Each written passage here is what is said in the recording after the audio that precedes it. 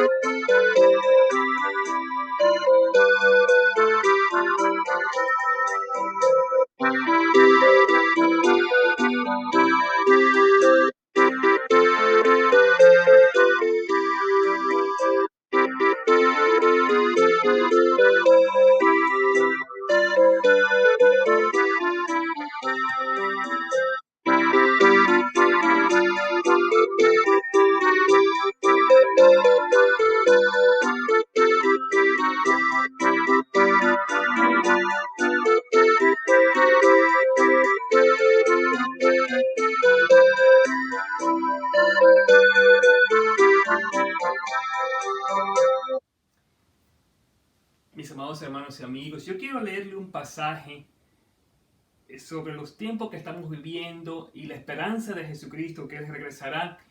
Y después vamos a cantar un himno sobre esto. Es el 1 Tesalonicenses capítulo 4, desde el 13 hasta el 18. Dice así la palabra del Señor: tampoco queremos, hermanos, que ignoréis acerca de los que duermen, para que no os entristezcáis como los otros que no tienen esperanza. Porque si creemos que Jesús murió y resucitó, así también traerá Dios con Jesús a los que durmieron en él.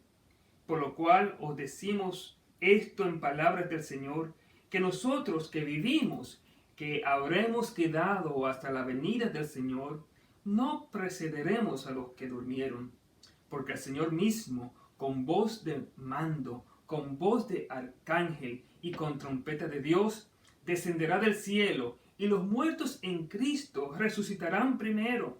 Luego nosotros, los que vivimos, los que hayamos quedado, seremos arrebatados juntamente con ellos en las nubes para recibir al Señor en el aire. Y así estaremos siempre con el Señor. Por tanto, alentaos los unos a los otros con estas palabras. Palabras maravillosas de la esperanza que tenemos los cristianos de la venida del Señor. Y les voy a pedir ahora que canten o que cantemos juntos el himno 551 cuando anuncia el arcángel, y después de eso vamos a tener un himno de meditación, el 489. Bendiciones.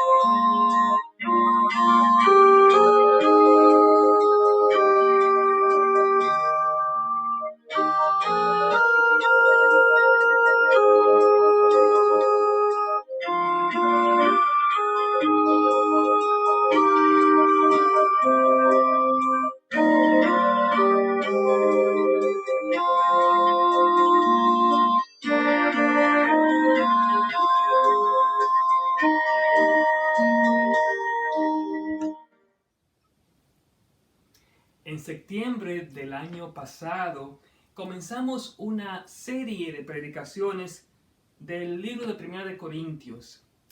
Aprendimos varias cosas de este libro, pero hay dos encabezados principales que contienen la mayoría de los temas de este libro. El primer encabezado que aprendimos tiene que ver con problemas. En otras palabras, la iglesia estaba llena de problemas. Había muchos problemas en la iglesia. Había problemas de división, había problemas de inmoralidad, había problemas del matrimonio, había problemas de divorcio, había problemas sobre la comida sacrificada a los ídolos, había problemas también de orden, un desorden sobre la Santa Cena. Finalmente, lo que estudiamos la semana pasada, el problema que tenía muchos hermanos en la iglesia que no creían en la resurrección. Así que la iglesia estaba llena de problemas. Ese es el primer encabezado. Pero el segundo encabezado es también bien importante, porque Pablo habla del potencial que había en la iglesia. Y por eso es que él toma tiempo para contestar las preguntas que hacen los hermanos sobre cada problema. Porque Pablo veía un gran potencial en la iglesia de Corinto. Yo pienso que es como Dios nos ve a nosotros. Tenemos muchos problemas, pero Dios ve nuestro potencial. Usted como padre, aunque sus hijos tengan muchos problemas, usted ve el potencial en sus hijos. Así es Dios con nosotros y así es Pablo con su iglesia. Y Pablo habla del potencial, por ejemplo, del amor que él habla, el potencial de la unidad. Y en este último capítulo que vamos a tratar, vamos a ver cómo Pablo termina hablando del potencial de la iglesia de Corinto. Y le voy a pedir, si usted tiene su Biblia, que la abra en el libro de 1 de Corintios capítulo 16. 1 de Corintios capítulo 16, el último capítulo de la primera epístola de Pablo a los Corintios. Y es bien interesante porque este último capítulo está dividido en tres partes. Yo digo que estas tres partes hablan del potencial que Pablo ve en la iglesia o en los hermanos de la iglesia de la ciudad de Corinto. Así que vamos a leer este pasaje bíblico, vamos a dividirlo en tres partes. Y yo digo que Pablo ve en Corinto, en los hermanos de Corinto, el potencial de ofrendar o de dar, desde el versículo 1 hasta el versículo 4. Después, el potencial de la planificación de acuerdo a la voluntad de Dios, desde el versículo 5 hasta el versículo 12. Y finalmente, lo que yo llamo el potencial de esperar la venida de Dios. Y la última parte son consejos y saludos que Pablo da a la iglesia. Y el título del mensaje es simplemente Maranata. Y yo saqué este título del versículo 22. El que no amara al Señor Jesucristo sea anatema. El Señor viene. El Señor viene significa en arameo Maranata. En otras palabras, la palabra que se usa, que Pablo usa en este versículo, la palabra aramea, no hebrea ni griega, Maranata. Y de eso nosotros vamos a hablar. Pero primero vamos a desarrollar los dos primeros temas. Y vamos a comenzar leyendo el primer tema, que es el potencial de la iglesia de dar, de ofrendar. Desde el versículo 1 hasta el versículo 4. Dice así: en cuanto a la ofrenda para los santos, haced vosotros también de la manera que ordené en las iglesias de Galacia. Cada primer día de la semana, cada uno de vosotros ponga aparte algo, según haya prosperado, guardándolo, para que cuando yo llegue, no se recojan entonces ofrendas. Y cuando haya llegado, a quienes hubieres designado por carta, a esto enviaré, para que lleven vuestro donativo a Jerusalén. Y si fuere propio que yo también vaya, irán conmigo. Presten atención, mis hermanos, en esta primera parte, porque es el potencial que Pablo veía en los hermanos de ofrendar o de dar. Es bien interesante que Pablo comienza contestando tal vez una de sus preguntas, y es en cuanto a la ofrenda para los santos. Había una ofrenda que debería ser recolectada para la iglesia que estaba en Jerusalén. Así que los hermanos tenían que recolectar esa ofrenda para la ayuda a esa iglesia que estaba en Jerusalén. Y Pablo dice tres cosas que yo puedo ver sobre ofrendar. Lo primero, él dice, debe ser regularmente. Dice Pablo, cada primer día de la semana, cada uno de vosotros ponga algo aparte.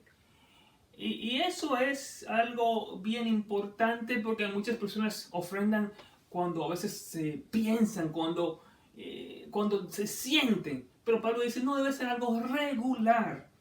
Cada primer día de la semana. Las ofrendas deben darse regular. Lo segundo que vemos es que Pablo dice que las ofrendas deben ser dadas individualmente. Cada uno de vosotros ponga algo aparte. En otras palabras, el hermano no tiene que ver que el otro da para dar, sino que cada uno de su corazón debe poner, debe ofrendar al Señor. Debe ser algo individual. Eso es como la salvación. La salvación es individual. Nadie a ti, si tu mamá es cristiana, no espere que tú vas también a ser salvo. Tú tienes que hacer tu decisión individualmente. Así que Pablo dice que debe ser individual. Y finalmente, una cosa interesante que Pablo dice aquí, que debe ser, la ofrenda debe ser de forma voluntaria. O sea, debe ofrecerse voluntariamente. No debe ser algo forzado, no debe ser algo que te obliguen, sino debe ser algo voluntario. Y Pablo dice algo bien interesante. Él dice, de lo que has prosperado, según haya prosperado, de eso vas a dar. Este es el pasaje bíblico que muchas personas usan para decir, bueno, no se debe de diezmar en la iglesia. Y yo digo, bueno, está bien, lo importante es que puedas aportar como Dios te haya prosperado. Y si cada persona da como Dios le ha prosperado, va a dar mucho más que el diezmo. Porque, como leímos en el Salmo 24, de Jehová es la tierra y su plenitud. Él da todas las cosas. Y de lo que Él nos da, nosotros realmente damos. En otras palabras, no debe ser una sobra, sino debe ser algo voluntario y debe ser algo que yo doy con mi corazón. Pablo dice también en el libro de 2 de Corintios, en el capítulo 7, versículo 9, él dice de la siguiente manera, que Dios bendice al dador alegre. No es por tristeza ni por necesidad, sino que Dios bendice al dador alegre. Así que Pablo está diciendo que cuando se va a ofrendar, se debe dar regularmente, se debe dar individualmente y voluntariamente como Dios nos haya prosperado. Hermanos, sí, y ahí está uno de los secretos del crecimiento de la misión y de la iglesia. Cuando se puede dar de forma regular, de forma voluntaria. Y eso, mis hermanos, de forma individual, de forma voluntaria. Entonces Dios bendice cuando damos con nuestro corazón sincero. Y es maravilloso ver el trabajo de la obra de Dios. Hermanos, en los tiempos de lo que se llamó la Gran Depresión en los Estados Unidos, en los años 1929 hasta el 40 más o menos, después de pasar una peste difícil, el país, el mundo comenzó con una gran depresión económica. Y saben una cosa, mis hermanos, que lo que más fueron bendecidos fueron aquellos que pudieron dar. Y nosotros somos bendecidos cuando damos de corazón, cuando nadie nos obliga. Y si usted lee la historia, usted se va a dar cuenta que aquellos que compartían lo que Dios les daba, eran bendecidos. Por eso es que ustedes ven, mis hermanos, que yo como pastor, yo no predico muchos mensajes sobre el diezmo, porque yo pienso que es algo que debe hacerse individualmente, voluntariamente. Si tú realmente amas al Señor, nadie te tiene que decir eso, es una cosa que tú tienes que hacer. Así que ese potencial que Pablo ve en la iglesia de poder dar, de ver las bendiciones, también yo lo veo en nuestra iglesia. Ahora, hay un segundo potencial, y les voy a leer la segunda parte de ese pasaje bíblico, y presten atención en este segundo potencial que Pablo quiere analizar y que Pablo quiere enseñar a los corintios. Versículo 5 hasta el versículo 12. Iré a vosotros cuando haya pasado por Macedonia, pues por Macedonia tengo que pasar. Y podrá ser que me quede con vosotros, o aún que pase el invierno, para que vosotros me encaminéis a donde haya de ir. Porque no quiero veros ahora de paso, pues espero estar con vosotros algún tiempo, si el Señor lo permite. Pero estaré en Éfeso hasta Pentecostés, porque se me ha abierto puerta grande y eficaz, y muchos son los adversarios. Y si llega Timoteo, mirad que esté con vosotros con tranquilidad, porque él hace la obra del Señor así como yo. Por tanto, nadie le tenga en poco, sino encaminarle en paz para que venga a mí, porque le espero con los hermanos. Acerca del hermano Apolos, mucho le rogué que fuese a vosotros con los hermanos, mas de ninguna manera tuvo voluntad de ir por ahora, pero irá cuando tenga oportunidad. La segunda parte de este capítulo tiene que ver con lo que Pablo ve como un gran potencial de planificar de acuerdo a la voluntad de Dios. Si usted ve, Pablo comienza diciendo que él mismo tiene planes, él mismo planifica sus visitas a la iglesia. A veces nosotros queremos hacer cosas, pero nos damos cuenta que no tenemos ningunos planes. Y Pablo nos dice aquí que es tan importante hacer planes. Él tenía planes de ir a visitarlos porque tenía que pasar por Macedonia. Planificar es algo bien importante para la vida del cristiano. Si usted quiere ser un cristiano más centrado, planifique orar, planifique leer la palabra, planifique buscar del Señor. Es importante planificar, acercarse al Señor por medio de la planificación. Y Pablo dice aquí, bueno, ¿qué es tan importante? Que es un potencial grande cuando los cristianos planifican su vida y dedican tiempo a hacer, bueno, yo voy a hacer tal cosa para el Señor, yo voy a planificar. Y como iglesia también debemos nosotros planificar más. Pero una cosa sobre la planificación que es importante es que tenemos que hacerla de acuerdo a la voluntad del Señor. El versículo 7 es bien importante. Porque no quiero veros ahora de paso, pues espero estar con vosotros algún tiempo, si el Señor lo permite. Eso es bien importante, mis hermanos. Si el Señor lo permite, la planificación que hacemos debe estar de acuerdo con los designios y con la voluntad del Señor. Muchas veces planificamos, pero nos olvidamos de Dios. Y lo primero que debemos de hacer es planificar diciendo, si Dios quiere. Miren, mis amados hermanos, lo que ha pasado en el mundo. Me imagino que muchas personas estaban planificando la economía de los diferentes países y todo. Hermanos, es increíble cómo ha pasado. Nadie pensaba que el mundo se iba a paralizar debido a este virus que está afectando. Si el Señor quiere. Y lo vemos en el libro de Proverbios, capítulo 19, versículo 21, que dice así. Muchos pensamientos hay en el hombre, en el corazón del hombre, mas el consejo de Jehová permanecerá. O sea que tenemos que planificar de acuerdo al consejo de Dios. También el versículo 16, capítulo 16, versículo 3, encomienda a Jehová tus obras y tus pensamientos serán afirmados. Y uno de los pasajes que más me gusta se encuentra en el libro de Santiago. Santiago capítulo 4, versículo 13 hasta el 15. Dice así. Vamos ahora, los que decís hoy y mañana iremos a tal ciudad y estaremos allá un año y traficaremos y ganaremos, cuando no sabéis lo que será mañana. Porque, ¿qué es vuestra vida? Ciertamente es neblina que se aparece por un tiempo y luego se desvanece. En lugar de lo cual deberías decir, si el Señor quiere, viviremos y haremos esto o aquello. En otras palabras, cuando planificamos, tenemos que siempre poner al Señor primero y decirle, si Dios quiere se hará esto, si Dios quiere se hará lo otro. En vez de pensar que por nuestra propia fuerza podemos hacerlo todo.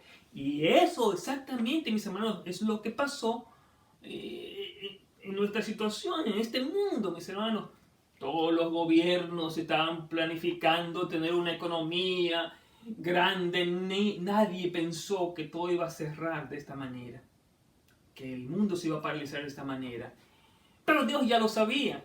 Así que cada vez que planificamos, debemos de planificar de acuerdo al designio de la voluntad de Dios. En sus planes, Pablo quería ir a verlos, pero también quería enviar a Timoteo, que era su hijo amado, su hijo espiritual. Y él dice algo a la iglesia de los Corintios. Timoteo va a pasar por allá. Cuando él vaya por allá, es importante que ustedes lo traten bien, que no lo tengan en poco, sino que lo aprecien, lo amen y lo respeten.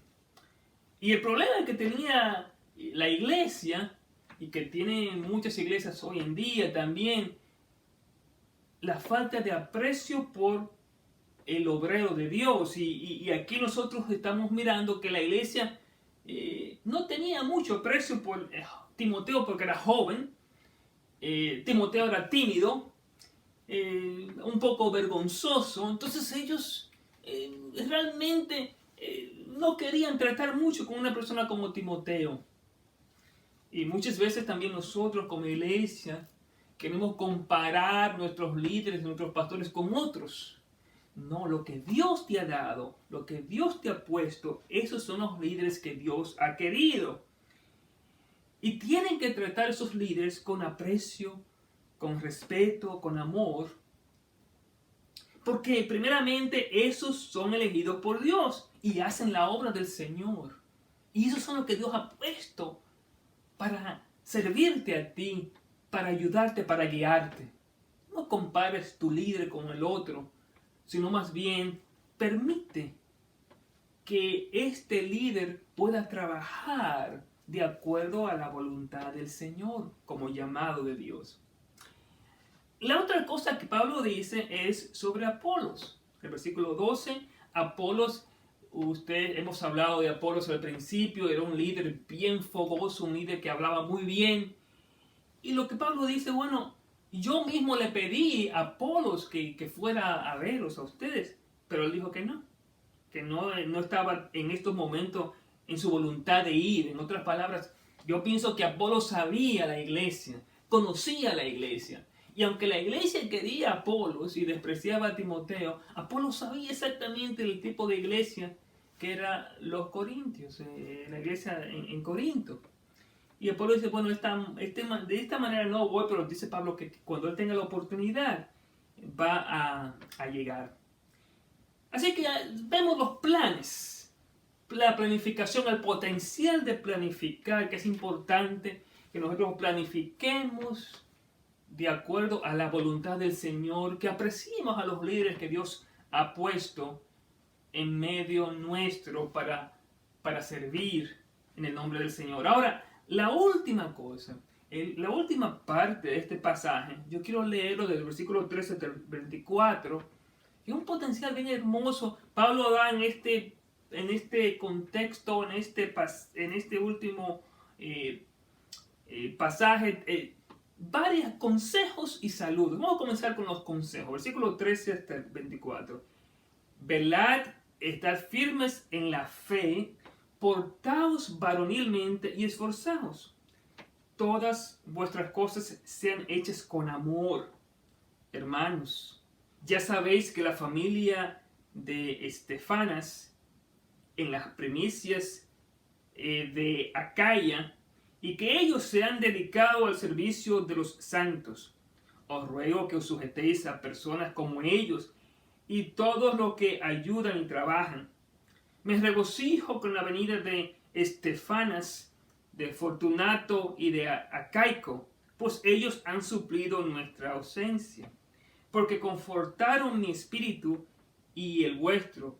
Reconoced pues a tales personas. La iglesia de Asia os saluda. Aquila y Priscila, con la iglesia que está en su casa, os saludan mucho en el Señor. Os saludan todos los hermanos. Saludados los unos a los otros con ósculo santo. Yo, Pablo, os escribo esta salutación de mi propia mano. El que no amare al Señor Jesucristo sea anatema. El Señor viene. La gracia del Señor Jesucristo esté con vosotros. Mi amor en Cristo Jesús esté con todos vosotros. Amén. Pablo termina esta carta con dos palabras importantes, gracia y amor. Pero antes de eso, él habla sobre la palabra clave que yo le dije como título, el Señor viene, Maranata. Y estaba hablando de Maranata porque en la primera parte del versículo dice, el que no amare al Señor Jesucristo sea anatema. En otras palabras, el que no ame a Jesucristo, que se pierda básicamente, porque el Señor viene, el Señor está cerca. Y él da estos consejos y dice, bueno, primeramente velad, estad firmes en la fe, portad igualmente y esforzaos. Pero dice el versículo 14, todas vuestras cosas sean hechas con amor. Y Pablo, yo diría que es un apóstol tan amoroso, porque le escribe a una iglesia que lo ha rechazado, que lo ha despreciado. Sin embargo, él muestra ese amor y le dice a la iglesia, esperen en amor, velen en amor. Estaba tan contento de poder recibir las visitas de la iglesia de los Corintios. Estaba tan contento y su consejo es, continúen en amor, estén siempre firmes, no dejen de estar firmes. Sobre todo porque estamos esperando al Señor. El Señor viene. El Señor viene. Un mensaje maravilloso del potencial que Él ve en los creyentes de la iglesia de los Corintios. Y esto es bien importante, mis hermanos, para nosotros hoy. El versículo 22 yo lo hago clave en mi vida, porque el Señor viene. Hermanos, lamentablemente hemos dejado de predicar mensajes sobre este tema tan importante de que el Rey viene, de que el Señor viene. Y si usted se da cuenta, hay pocos mensajes sobre este tema. Hemos cambiado los mensajes más bien sobre temas sociales, temas de prosperidad, y nos hemos olvidado de un tema central, de que el Señor viene. Y hermanos, yo pienso que lo que está pasando en estos momentos es el Señor mismo enseñándonos de que Él viene, para que nosotros nos concentremos en su venida, para que nosotros comencemos realmente a buscarle. Hermano, nunca había pasado algo como lo que está pasando en estos momentos. Hermanos, la economía en problemas, los planes de los hombres totalmente frustrados. Es para que usted y yo comprendamos de que el Señor viene, que tenemos un potencial tan grande de esperar la venida del Señor. Y mientras esperamos la venida del Señor, mis amados hermanos, Pablo nos dice que tenemos que estar firmes, que tenemos que velar, que tenemos realmente que amar. Eso es increíble como Pablo nos habla de todas estas cosas, mientras nosotros esperamos al gran Rey que viene. Que tenemos que hablar más sobre eso. Fíjese una vez más el versículo 22. Porque todos los consejos de Pablo, todo el consejo y los saludos finales que Pablo le dio a la iglesia, están concentrados en la palabra amor y en la palabra gracia. Amor, gracia. Pablo quiere que los hermanos vivamos por esas dos palabras, por amor, amor hacia Dios, amor a nuestro prójimo, y la gracia de Dios, que es el don inmerecido. Y habla que nos sujetemos los unos a los otros, que nos amemos los unos a los otros. Inclusive dice, bueno, salúdense con un ósculo santo, o sea, con un beso santo. Hermanos, Pablo está hablando de esa unidad de amor que debe haber en la iglesia, que debe haber en los que nos llamamos cristianos. Y Pablo está diciendo, bueno, mientras esperamos en el Señor, mientras todas las cosas de este mundo parecen estar totalmente distorsionadas, nosotros esperamos en el Señor, esperamos en amor, confiamos. Hermanos, usted y yo, si nosotros podemos vivir esa esperanza de que Jesucristo viene y si nos preparamos para esa venida, hermanos, inclusive lo que está pasando en estos momentos es una señal de la venida del Señor, para que usted pueda vivir en amor, para que usted pueda trabajar, para que usted pueda usar su potencial para servir al Señor. Yo quiero, mis hermanos, que nosotros meditemos en estas palabras. El Señor viene, mis hermanos. Aquellos cristianos que se llaman cristianos, pero que no aman al Señor, se van a perder. Y Pablo dice que, bueno, aquellos que no lo aman, que se pierdan, sean anatema. En otras palabras, sean de maldición. Pero nosotros esperamos al Señor. Esperemos al Señor. Y nos dice Pablo, tenemos que velar, tenemos que estar firmes, tenemos que portarnos, esforzarnos, tenemos que dedicarnos al Señor mientras Él viene. Yo quiero que nosotros meditemos en esto, mis hermanos, de una manera especial. El Rey, el gran Rey, viene. Y yo quiero terminar este mensaje y cada hermano que me está mirando, yo quiero que usted pueda decir, Maranata, el Señor viene. Y como el Señor viene, yo me voy a usar mi potencial de dar, mi potencial, no tan solo mi dinero, pero tengo que dar mi talento, tengo que dar mi tiempo para el Señor. También de planificar, confiando en el Señor de que Él viene y de vivir para Él. Así que yo quiero terminar con una oración y después vamos a cantar este himno, El Rey ya viene. Y que Dios nos ayude a prepararnos para la venida de ese gran Rey. Vamos a tener un tiempo de oración. Padre Santo, gracias que podemos llegar al final de nuestro estudio de Primera de Corintios. Y yo te pido, Padre Santo, que en medio de los problemas que hay en las iglesias, en medio de los problemas que estamos enfrentando en nuestro mundo hoy, que podamos ver el gran potencial de tu gracia trabajar en nuestras vidas. Que en la iglesia podamos trabajar con amor, esperando al gran Rey. Que podamos vivir para ti, Padre Santo. Oh Señor, ayúdanos cada día a decir, Maranata, que tú vienes. Y tú vas, Padre Santo, con voz de trompeta de Dios, con voz de arcángel. Padre mío, tú vienes. Y yo quiero que podamos confiar en el Dios que mandó a su Hijo a morir, pero que ese mismo Jesucristo va a regresar. Y que podamos vivir de acuerdo, Dios, a tu voluntad. Gracias, Señor, por tu gran amor. Y yo quiero orar en estos momentos por aquellos que no te conocen, Padre Santo. Que en medio de estos momentos difíciles que estamos enfrentando con esta enfermedad, se han perdido trabajos, Padre Santo. Mucha gente está sufriendo. Que la gente pueda reconocer que el gran Rey viene y que se preparen sus vidas para buscarte.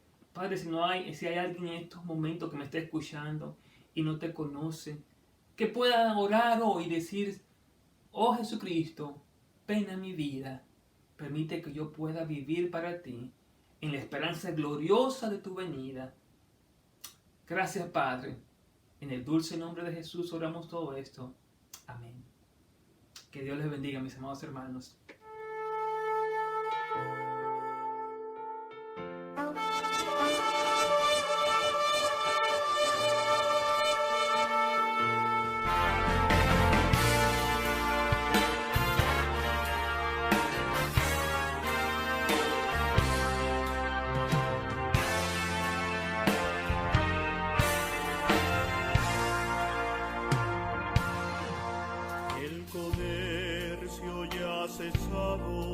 El bullicio terminó, los talleres se han cerrado, la cosecha se dejó. En las casas no hay labores, en las cortes no hay ley. El planeta ya está listo para para recibir al Rey. Oh, el Rey ya viene, el Rey ya viene, ya sonó la gran trompeta y su rostro veo ya. Oh, el Rey ya viene, el Rey ya viene, gloria a Dios, Él viene por mí. En los rostros sonrientes que conocen la verdad, se ven vidas redimidas que ya tienen libertad. Se ven niños y ancianitos que sufrieron gran dolor, tienen ya salud y gozo gracias a su Redentor. Oh, el Rey ya viene, el Rey ya viene, ya sonó la gran trompeta y su rostro veo ya. Oh, el Rey ya viene, el Rey ya viene, gloria a Dios, Él viene por mí. Oigo carros que retumban porque vienen a anunciar la victoria de la vida y el final de la maldad. Togas reales se reparten, la tribuna lista está, y el gran coro de los cielos cantan gracia, amor y paz.